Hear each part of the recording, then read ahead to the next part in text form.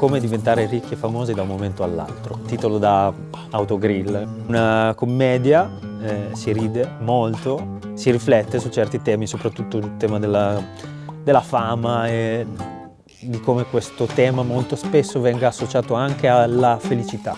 Ruota tutto intorno al progetto di una madre, un progetto abbastanza bislacco, per poter rendere visibile il lavoro della figlia, che è una giovane artista di 6 anni, pittrice. Perché andare a teatro oggi? La cosa più immediata che mi viene da pensare è che ci sia forse un grande bisogno di fare comunità e di poter attraversare degli stati d'animo e dei pensieri in maniera collettiva, che è una parte ormai dimenticata della nostra società, che spinge in tanti modi verso degli individualismi che non permettono poi la catarsi, cioè quel tipo di sentimento che si prova come comunità intorno a un tema, in modo che possa essere codificato questo tema e costruire nella società gli strumenti che possano arginarlo o esprimerlo.